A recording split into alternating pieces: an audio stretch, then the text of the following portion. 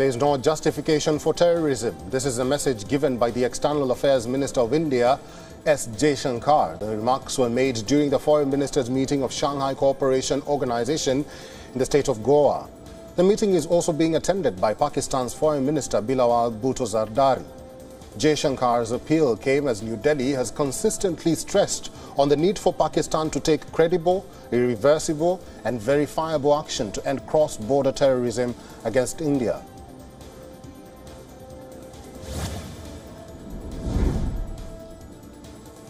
Eight people were killed and at least 13 others were wounded in a shooting in the town of Mladenovac, south of Belgrade in Serbia.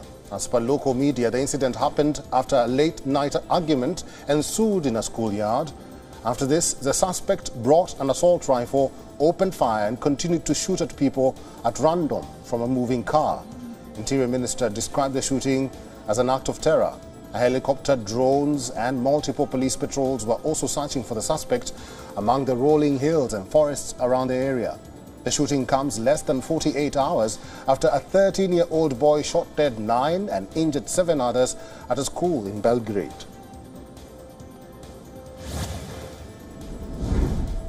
Sudan's ambassador to Ethiopia has said Sudan's army is prepared to cease fighting immediately, but stated a condition that the rival rapid support forces must lay down the arms first. The envoy made the statement at a press conference saying that the army seeks to dislodge the RSF from its positions near central Khartoum in intense battles. He added that it was up to the paramilitary group to take the first step towards peace. Despite multiple ceasefire declarations, the two sides appear to be battling for control of territory in the capital Khartoum ahead of proposed talks.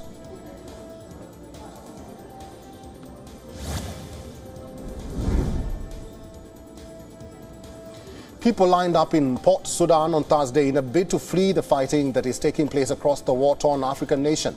An Australian Air Force plane was waiting on the tarmac to take the evacuees to Australia as scores of people waited to get their documents checked. US intelligence warned that the conflict in Sudan is likely to be protracted. This comes even as the Sudanese army is trying to dislodge the paramilitary group called Rapid Support Forces from its positions near central Khartoum installations in the fierce fighting.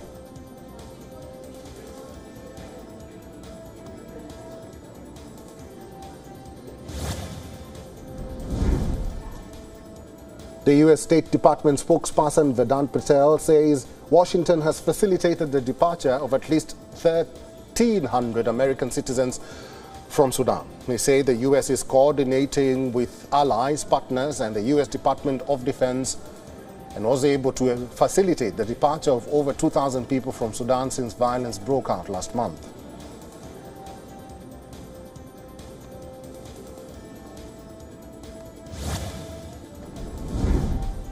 A U.S. jury on Thursday convicted 4 members of the far-right militia group Proud Boys, including its former leader, of seditious conspiracy. The court found they plotted to attack the U.S. Capitol on the 6th of January 2021 in a failed bid to block Congress from certifying President Joe Biden's election victory. The verdict, which lasted for 4 months, handed another victory to the U.S. Justice Department.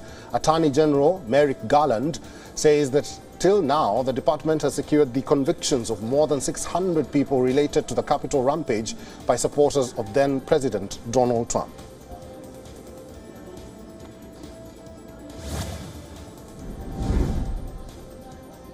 The White House on Thursday dismissed what it called Russian lies. These refers to the allegations of United States involvement in a purported drone attack against the Kremlin. White House National Security spokesperson said there still was no conclusive evidence of the authenticity of the video showing the alleged drone strike.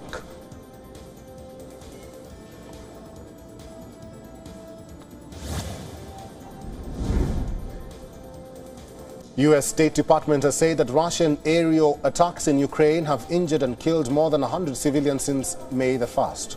This allegation came at the same time when Russia accused involvement of U.S. or alleged involvement of U.S. in the Kremlin drone attack. The department also said that intelligence officials are still trying to determine who was behind the drone incident and are exploring various possibilities. These include a false flag operation by Russia or that an attack by a fringe group with sympathies for Ukraine.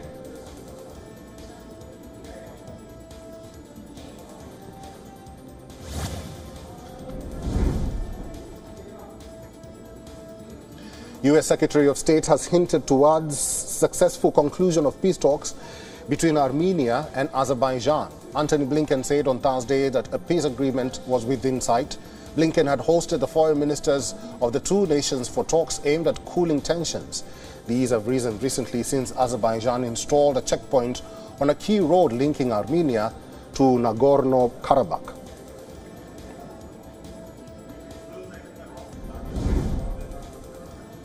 Philippines President Ferdinand Marcos Jr. said on Thursday that relations between Washington and Manila were back on a normal road of partnership. He made the remarks while speaking to a U.S. think tank about his visit to Washington, in which he met with his counterpart Joe Biden. Marcos said bilateral ties now need to evolve to make them more responsive to present and emerging challenges. The president also added that the Philippines and China were slowly inching towards a solution in an energy exploration dispute in the South China Sea.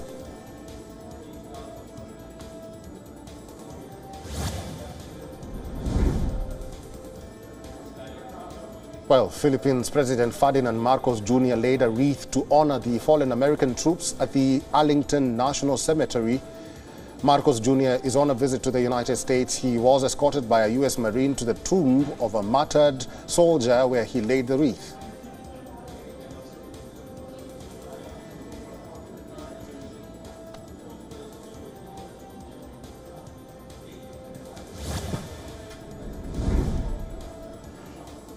China has accused the United States of using cyber weapons to spy and stage cyber attacks around the world. The Chinese Foreign Ministry spokesperson at a press briefing said that the U.S. should stop such acts.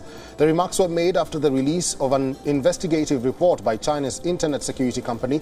The report focused on activities by the Central Intelligence Agency of the United States and called it, quote-unquote, an empire of hackers.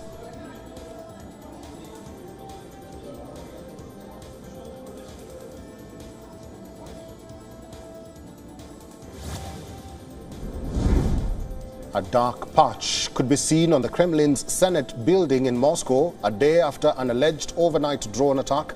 Kremlin claims the attack was aimed to kill Russian President Vladimir Putin. Moscow has blamed the U.S. for this alleged drone attack, with the Russian president's spokesperson saying that Ukraine acted as a U.S. puppet to carry out this attack. However, the U.S. has denied these allegations, saying that it has neither encouraged nor enabled Ukraine to strike outside its borders. Kiev has also denied any involvement in the incident.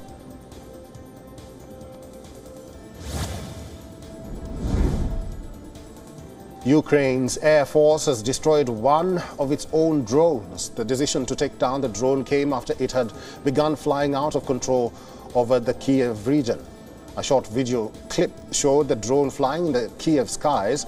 It was hit, falling to the ground with plumes of black smoke visible. The Air Force says that it was necessary to destroy the drone as it could have led to undesirable consequences.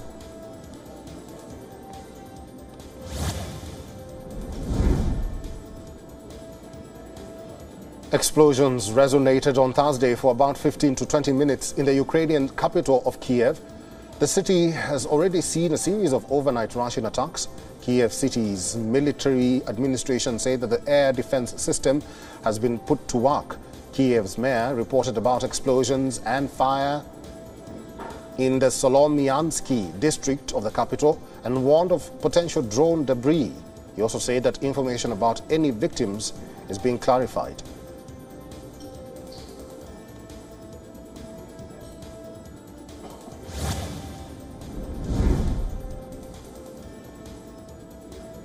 Ukrainian First Lady Olena Zelenska visited London's Downing Street ahead of King Charles's coronation. Zelenska was welcomed by Akshata Murthy, wife of UK's Prime Minister Rishi Sunak. She will be attending the coronation ceremony at Westminster Abbey on May 6th. And it's to that side there. The interesting book.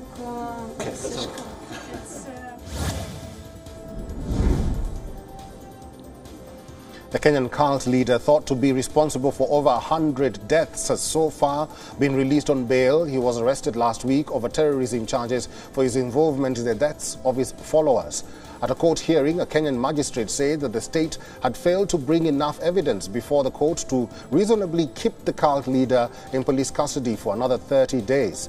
As a result, the cult leader was released and ordered to deposit a non-cash bond of $22,000. After his release, his followers sang praise songs and celebrated the court's decision.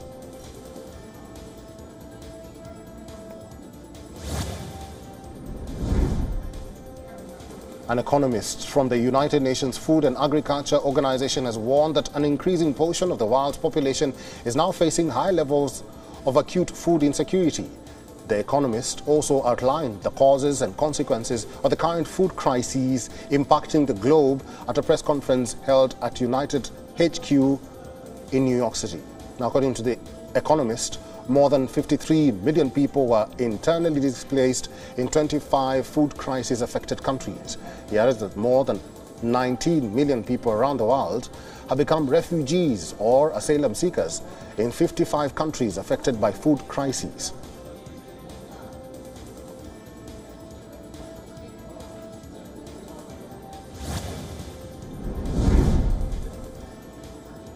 A federal police operation in Brazil has netted over 6,000 illegal weapons and led to at least 49 arrests since it was launched earlier this month. The operation was aimed at removing illegal weapons from gun owners who do not meet the legal requirements to own firearms. It is part of President Luiz Inácio Lula da Silva's program to reduce the number of guns in civilian hands. The number of guns had tripled during the previous administration of Jair Bolsonaro.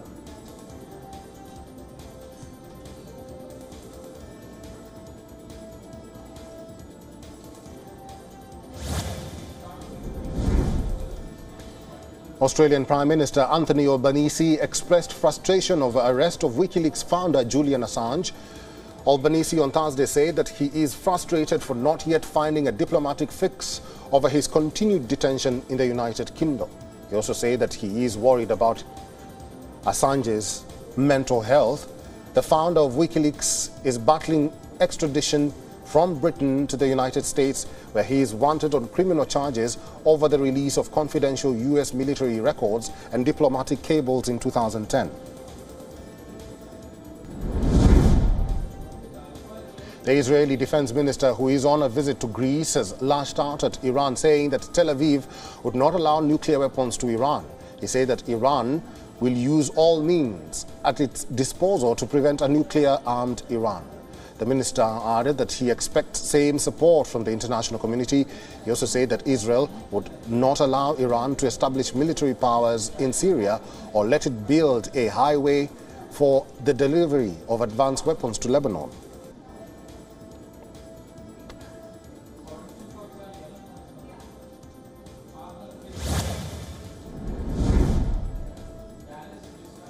German Chancellor Olaf Scholz has arrived in Ethiopia. This is the first stop in his three-day trip of the African continent. The German leader will meet Ethiopian Prime Minister Abiy Ahmed and will also visit the headquarters of the African Union, which is currently mediating the Sudan conflict.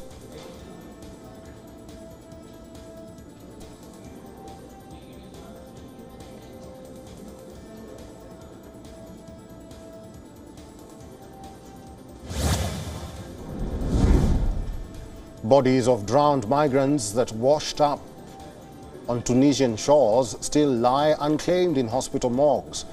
This is indicative of a surge in people seeking to cross the Mediterranean that has been accelerated by a government crackdown. Videos have shown Coast Guard patrols returning on boats crammed with migrants from sub-Saharan Africa and Syria.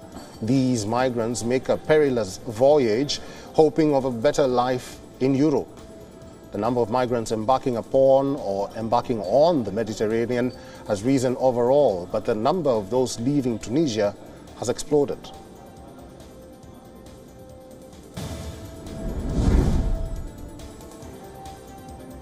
A mass burial was held in the village of Rugirero for the 13 people who lost their lives following flooding and landslides from heavy rains in Rwanda.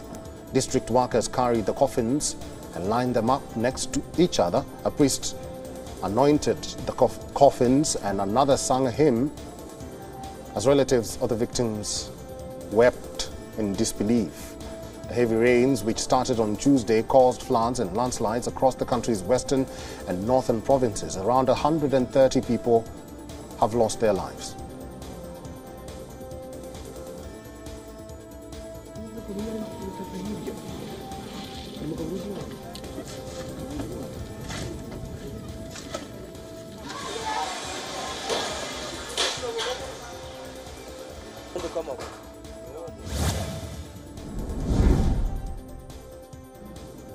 About 250 residents were evacuated on Thursday from the slopes of Guatemala's volcano of fire.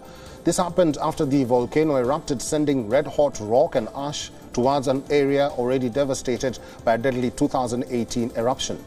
Firefighters said residents of the hamlet of Panimache were taken to shelters. Guatemala's disaster agency said the volcano had been emitting ash clouds that could affect as many as 100,000 people in communities around the peak.